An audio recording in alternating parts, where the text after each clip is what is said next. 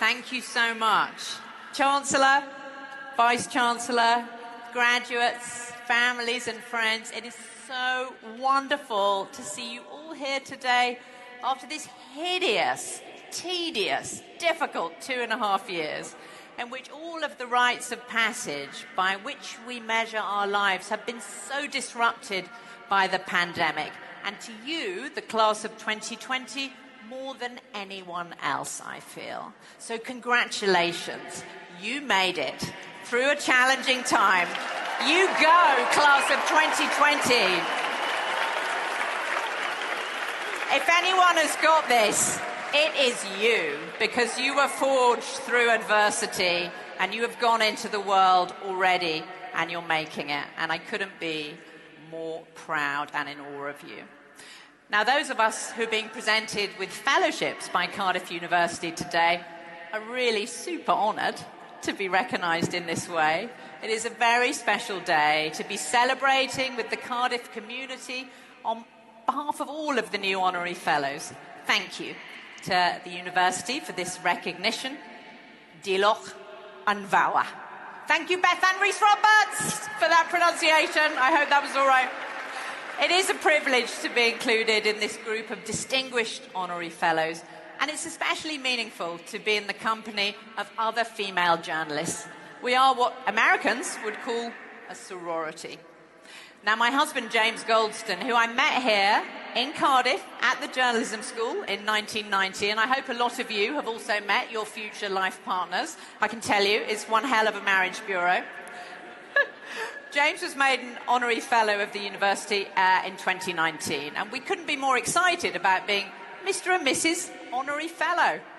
We are so grateful to Cardiff for bringing us together and teaching us the tools of our trade. Our fellow CJS alum, Beth Ann Rhys-Roberts, the BBC Wales anchor, is here with me today, somewhere in this vast stadium, a testament to the lifelong friendships we made in this wonderful city. And last night, we were painting the town red in our time-honoured tradition, something we learned here, as I hope that you will do tonight. Now, fellow journalist Carol Cadwallader is being made an Honorary Fellow today, as you heard. Her years-long battle to investigate the role of social media in our democracy, and in particular the Brexit referendum, has given me a theme for my brief, I promise you, address today. In Tom Stoppard's play Night and Day, a veteran photographer tells a young reporter, people do awful things to each other, but it's worse in places where everybody is kept in the dark. Information is light. Information in itself about anything is light.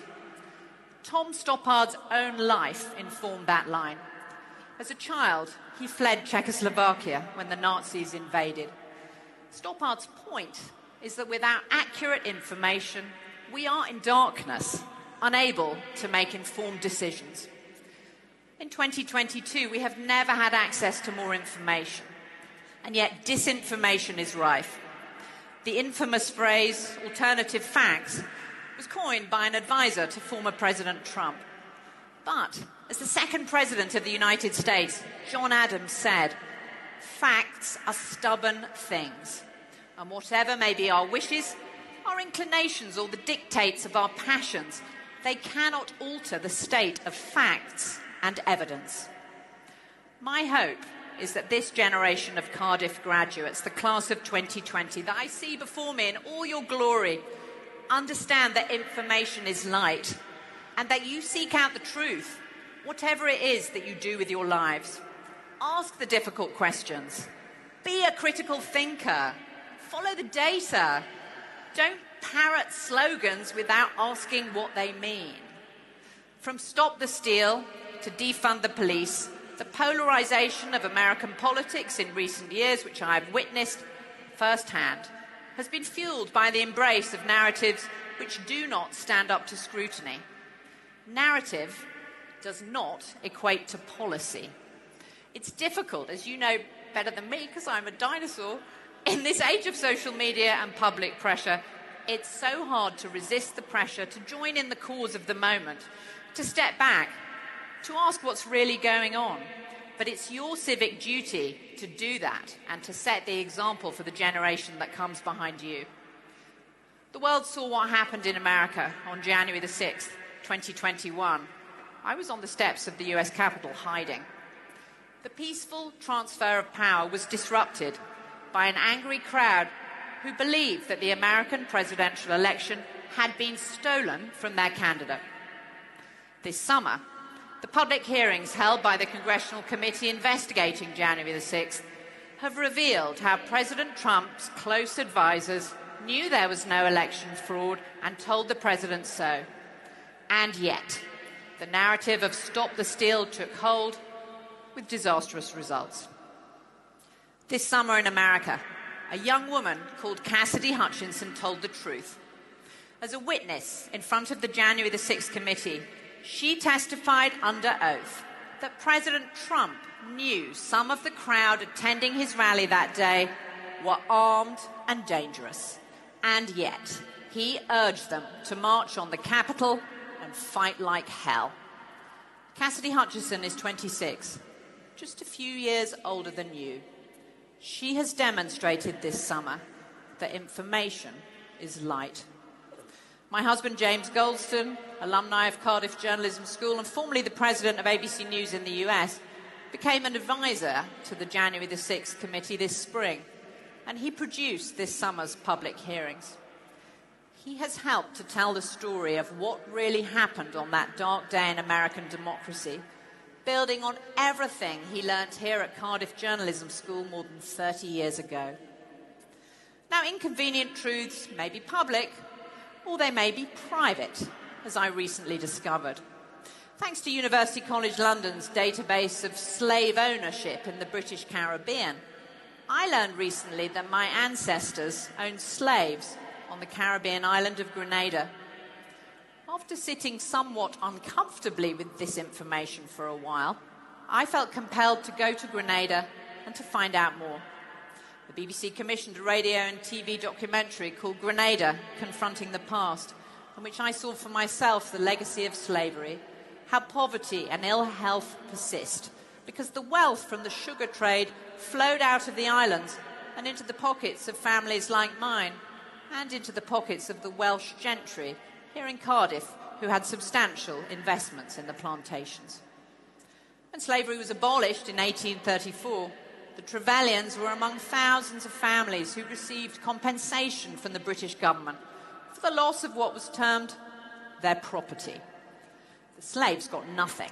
In fact, they had to carry on working for their masters for another 8 years for free, which was really another form of enslavement. I wondered how I would be received in Grenada, someone whose ancestors were absentee slave owners, on an island where almost everyone is descended from slaves. But I learned that Grenadians want to talk about the painful past, and they want to talk about how it reverberates today. I held the shackles which were used to restrain slaves in my hands, and I saw the neck braces that were used to punish the enslaved. And I understood then the full horror of this system of brutal oppression from which my ancestors had profited. As a child learning history at school, I was taught that Britain abolished the slave trade. William Wilberforce, the abolitionist, loomed large in my classroom. And of course, he's a hugely significant historical figure. But the extent of Britain's involvement in the slave trade was glossed over in favour of a narrative which emphasised abolition, not exploitation. In Grenada, I learnt this spring that by acknowledging the pain of the past, the process of healing can begin. Cardiff University's motto is truth, unity and concord. Studying journalism here was for me a beacon of light and truth. The skills I was taught here have underpinned my 30-year career, and I have learned to ask the difficult questions. Whatever you do next, remember that information is light, and never be afraid to speak truth to power. Good luck on your journey. I can't wait to see what you all do next.